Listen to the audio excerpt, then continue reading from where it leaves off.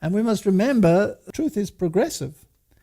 And so the original one, they had them in because they'd always been in. The original one, they had them in because they'd always been in. I'm sorry. Vyth say what? Hey YouTube, my name's Matthew Cortman, and this is Bible Scholar Reacts, a series of videos in which I, a biblical scholar, react to some of the craziest stuff you can find on YouTube, and basically set the record straight as to just how crazy it really was. Today's React video is about the Apocrypha, or the missing books of the Bible, a topic that of course hits close to my own heart, and I've done previous videos on it. And we're going to be reacting to how Walter Vyth responded when he was asked about them. This is going to be fun. Now, Vyth has been an individual with an interesting history amongst Adventist professionals. If you don't know who Vyth is, that's perfectly fine. You're going to probably be able to figure out and size things up relatively quickly. Is the earth round or is it flat? Now, I don't think we're going to answer that question. Could the world end in 2027 according to this calculation? But the covenant was something that was handed down in a hierarchical system that God had set up. And it was called the patriarchal system, and it's not very favorably viewed in the days that we live in. In fact, the 10 toes that the Bible is concerned with will be run by women. And is it one of the ways in which they can combat climate change? By compulsory Sunday keeping? Yes. Yes, they're singing the tune of the Vatican. I'll take an example. I don't drink anymore. So if you require me to start drinking again to work here, then I'm going to say sorry. Then I have to make another choice. But today's video, which will probably be one of many we'll do on Vyth, but today's video we'll be looking at what he's had to say about the Apocrypha on a couple occasions when he's been asked the question during his Bible Q&A session.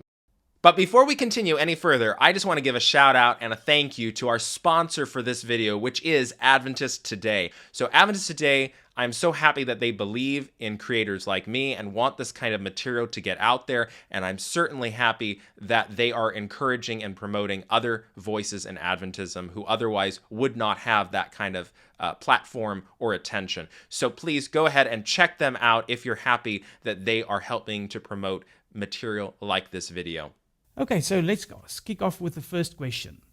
Why does the original 1611 King James contain the apocryphal books?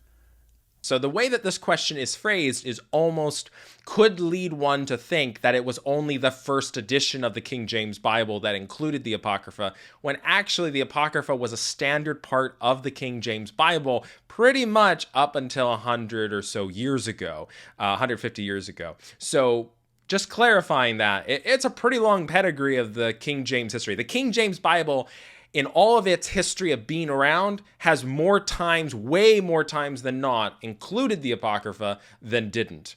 Our King James versions that we know of that lack the Apocrypha are a relative newcomer compared historically to what the history of the KJV usually was. Well, the Roman Catholic Church had declared the apocryphal books canonical. That means they were part of the canon, part of the Bible. But let's be quite plain about it. All the apocryphal books were added centuries after the close of the canon.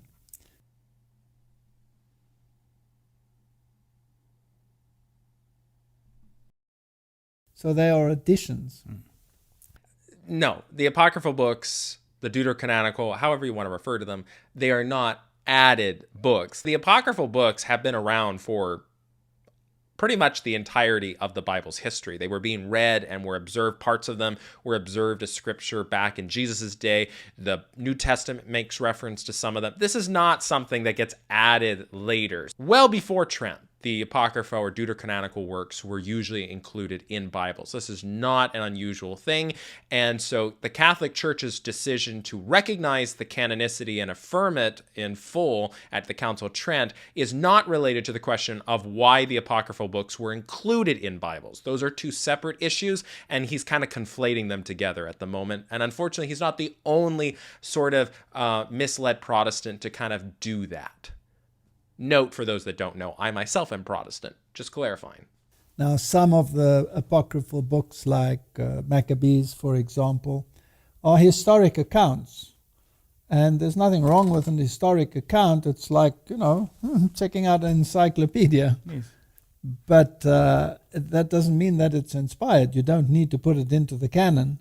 Again, he's talking about this idea as if the Catholic Church made a decision to take an encyclopedia-like volume and then add it to the canon. That's actually not the case. And in fact, for example, Martin Luther actually believed that First Maccabees was canonical. And again, like, how could Martin Luther be in agreement with the Catholic Church that First Maccabees was canonical? Because you have to understand, these books had been in the Bible already from the beginning. This wasn't an issue about kind of debating whether or not the books should be added. Rather, it was a question of whether or not these books should be affirmed to have belonged in the Bible. They were already being included. The real issue was whether to take them out. Conservative Protestants like Wythe tend not to actually phrase it that way, because that opens up way more historical questions that they're not prepared to answer than the version they're giving now, where they can just shove the blame onto the Catholic Church like it's a boogeyman. But the reality is the truth is far more strange and complicated. Then there are many apocryphal books which they included which support their doctrines. The veneration of the dead, the veneration of relics, and all this hocus pocus stuff that is totally out of line with what the scriptures have to say. Okay, so now it's just getting petty, anti-Catholic, conspiracy prone, and just silly. He's attempting to really dig into this idea of blaming the Catholic Church, and now he's insinuating, in a sense, that the reasons why they wanted to add the Apocrypha was to support their own doctrines. Okay, this is really silly, again, given what I told you before. The Apocrypha has already been in the Bible for a very long time. It's not something that was just getting added for the first time in by the Catholic Church. Catholics and Protestants alike had already grown up, and so had the Church Fathers, for centuries upon centuries, with these books in there.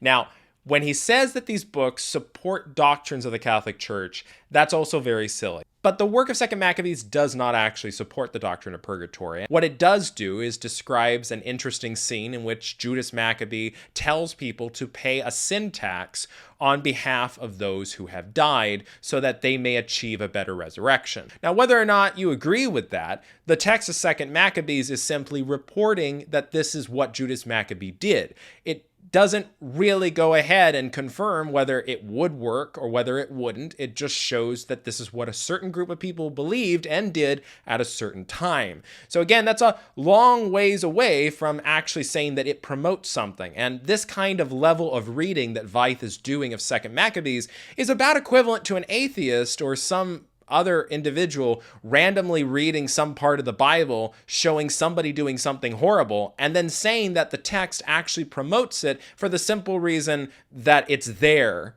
and reported. Usually, most Christian apologists are quick to point out that that's a pretty shallow way of reading the text of Scripture, and I'd say that this is a pretty shallow way for anybody like Wythe to read the Apocrypha as well. Now, when he goes ahead and mentions Hocus Pocus, I'm assuming he's referring to the book of Tobit, and he's referring to some elements of Tobit that seem to relate to magic or to beliefs about how magic might work. The fact of the matter is, though, that what is described in Tobit is pretty much equivalent to the other elements in the Hebrew Bible that refer to other magical-like practices, such as what Jacob or his wives practice in the book of Genesis. So again, to have a problem with Tobit based on the fact that it involves some hocus pocus would pretty much also condemn various elements of the Hebrew Bible itself. And so that's a really dangerous road to go on. In fact, this is a common theme with Protestant criticisms of the Apocrypha. They often want to criticize the Apocrypha for things that are actually already found in the Hebrew Bible. So for example, sometimes people like to criticize the book of Judith in the Apocrypha for using deceit in a positive way, and yet they don't even recognize that the story of Judith is actually identical to and even less negative than is the story of Jael in the book of Judges, chapters 4 and 5. She's praised above all other women by the prophetess Deborah. It's very important to recognize that whatever criticism is leveled against the Apocrypha is probably going to have to also stand the test of the Hebrew Bible and New Testament itself. And we must remember that all the early reformers were Roman Catholics, and they were Roman Catholic priests. And truth is progressive. And so the original one, they had them in because they'd always been in. The original one, they had them in because they'd always been in. I'm sorry. Veith say what? Did he just say that the original one had them in? Which is it? Is it that the Catholic Church added these into the Bible, and so they're additional? Or is it that they're in the original, and so that's why they all had them? You've kind of spoken out of two sides of your mouth right now. But let's be quite plain about it. All the apocryphal books were added centuries after the close of the canon. So they are additions. And truth is progressive. And so the original one, they had them in because they'd always been in. I'm surprised that anyone could understand coherently what you're trying to claim at this point, because they're either added or they're original, or the story is much messier than you're making it. Then they realized, but hang on a second, this stuff contradicts the plainest teaching of the Bible.